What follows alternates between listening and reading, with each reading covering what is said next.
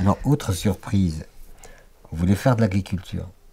Et je vais dans une petite école pour me mettre à jour un peu des connaissances de base. Et là, qu'est-ce que je vois? La chimie, la chimie, la chimie, la chimie. C'est-à-dire qu'en fait, on utilisait des poisons pour mettre dans le sol, pour si les plantes sont malades, on empoisonne, on a des poisons pour tuer les parasites. Et donc, il y avait comme une contradiction entre ce qui a trait à la vie et le poison qu'on mettait dans ce qui a trait à la vie. Et ça paraissait complètement fou. Donc à partir de ce moment-là, j'ai dit, bon ben, si l'agriculture c'est ça, non, je n'ai pas envie d'empoisonner. Et je ne critique pas les agriculteurs. Qui sachent que je ne suis pas dans une critique, je suis plus dans la critique du système qui aliène l'individu que la critique des individus. Je ne suis pas là pour faire le procès de qui que ce soit. Chacun a sa voie, a son chemin. Et donc, je découvre qu'on peut cultiver, qu'on peut avoir une agriculture magnifique qui à la fois vous nourrit, qui à la fois améliore votre terre nourricière, l'améliore, lui redonne de la vie, et qui vous donne des denrées alimentaires qui sont tout à fait adaptées à votre état de santé. Et donc, moi, j'ai dit, voilà, c'est cette logique-là, et donc j'ai appris ce qu'on appelle la biodynamie, j'ai appris l'agriculture bio sur les bases sur lesquelles elle était fondée, la logique sur laquelle elle était fondée, et ça m'a beaucoup séduit. C'est-à-dire que c'est une agriculture qui me permet de vivre, mais en même temps, les activités que je fais pour pouvoir vivre nourrissent la terre et lui donnent de la vie. Et quand on voit comment ces végétaux se sont propagés sur la planète sans que l'être humain n'intervienne en aucun cas, idem du monde marin, etc. Et à ce moment-là, on perçoit d'une façon très, très, très forte comment la vie, spontanément, s'est organisée pour vivre et pour se perpétuer. Donc on peut concilier l'agriculture, on va vers des pratiques agricoles qui en fait ne transgressent pas les lois éternelles de la vie qui sont que la perpétuation se fait par la vie. Voilà. Et on arrive à l'humus, et l'humus, étymologiquement, humus, humanité, humilité, c'est la même chose. Et l'humus, c'est quoi? L'humus, c'est une substance qui se crée à partir des déchets. Dans la forêt, l'humus se constitue quand les feuilles tombent. On pourrait dire elles sont foutues, c'est perdu. Non, ça rentre dans le cycle de la transformation et ça produit de l'humus et qui dope la terre, c'est-à-dire que ça nourrit la terre et c'est comme ça que l'humus a été l'élément clé de la perpétuation de la vie sur Terre, ce que le monde moderne évidemment a détruit. Je vais rajouter un tout petit truc qui est essentiel dans ce que j'ai dit précédemment.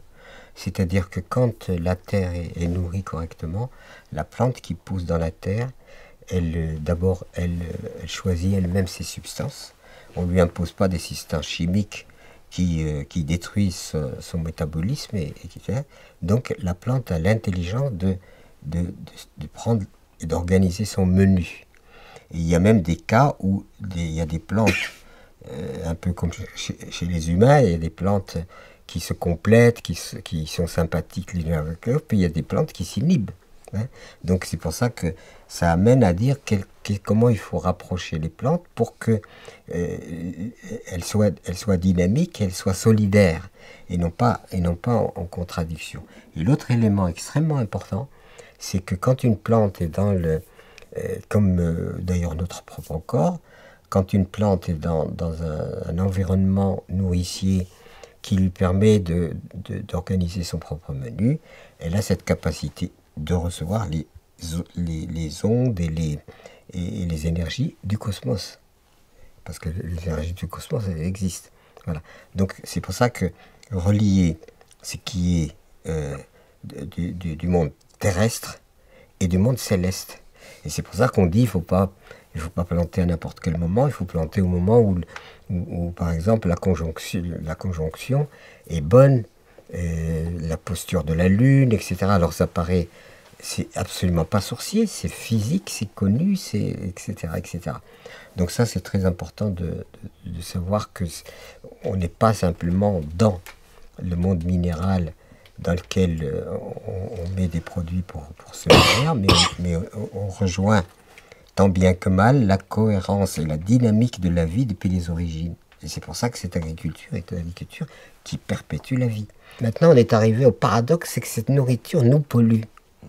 Et ça, y a pas, je veux dire, ça n'a pas de sens, quoi. À partir de ces observations que vous avez faites, vous avez réussi à mobiliser un certain nombre de gens. Vous avez lancé des mouvements, des gens se sont, j'allais dire, agrégés autour de vos approches et vos observations. Est-ce que vous pouvez juste nous en partager 2 mots, par exemple, autour du mouvement du colibri?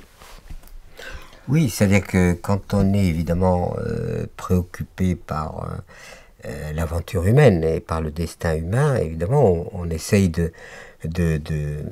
d'analyser les situations pour savoir qu'est-ce qui va permettre à l'humanité de vivre, je m'en suis expliqué avant, et qu'est-ce qui va permettre qu'est-ce qui va être, disons, une erreur qui va amener l'humanité à sa dégradation. Donc à partir de ce moment-là, on a une vision qui est holistique. Et on voit, et on essaye de voir comment se fait-il que l'être humain qui est venu tard dans cette logique-là, s'est arrogé tous les pouvoirs, etc., etc. D'ailleurs, vous m'avez fait une allusion tout à l'heure en rapportant à une journée le temps de présence de l'homme sur Terre. Je crois que vous m'avez dit que si nous ramenions la durée de la vie de la Terre à 24 heures, Oui. La présence de l'homme, c'est 1 minute 5 ou 2 minutes. Voilà. Et qu'il a réussi à faire énormément de dégâts en extrêmement peu de temps. C'est-à-dire qu'on est obligé aujourd'hui de constater que nous sommes une catastrophe écologique.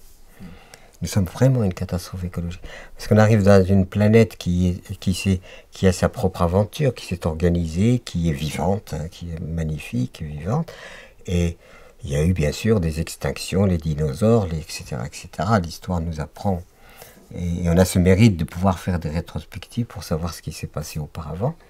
Et on arrive à l'être humain, mais il faut que l'être humain se réveille parce que les générations futures, etc., bientôt on a porté atteinte à tout ce qui est vivant, que ce soit les océans, que ce soit la terre meurtrie, détruite, que ce soit l'air aussi qui est pollué, etc. Mais avec une certaine inconscience. Il n'y a pas très longtemps, une journaliste qui faisait une enquête sur l'eau vient m'interroger. Je lui dis, Madame, vous êtes de l'eau, donc vous faites une enquête sur vous-même.